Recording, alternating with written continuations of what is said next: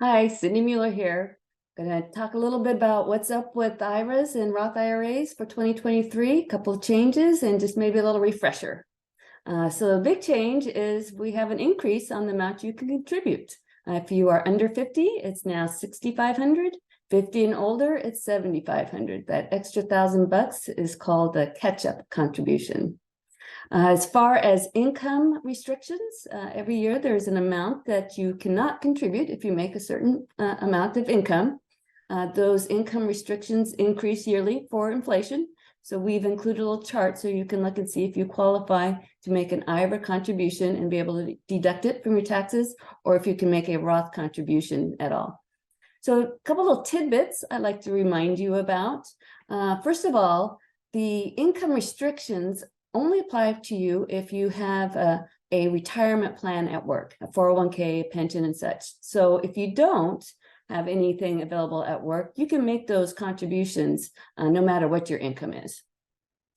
Another thing I see is that if you have a spouse that's working and you're retired, you can still make an IRA or a Roth contribution. You're still subject to the income restrictions. But I see it quite often where one spouse is retired, the other's still working. You can make a $14,000 Roth contribution between the two of you. So don't let go of that opportunity. One of my favorites for high income earners is the backdoor Roth contribution. That is still live and kicking. Legislators were trying to eliminate it a few years ago.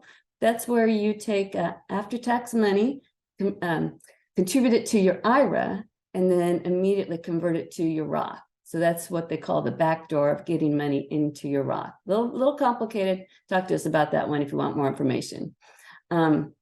Reminder, you have until tax filing to make your previous year's contribution. Basically, April 15th is your deadline to make a contribution for the previous year. One thing I see is Roth contributions and the term Roth conversions get commingled and confused. I'm today talking about contributions, getting money into your Roth because you have earned income.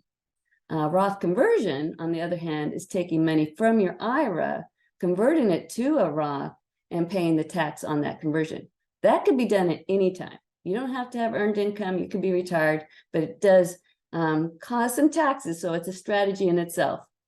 And lastly, people get a little bit confused about just the IRAs and Roths are a big umbrella. They could be anywhere. Your IRA money could be at a bank, at a brokerage, an insurance company, in that umbrella.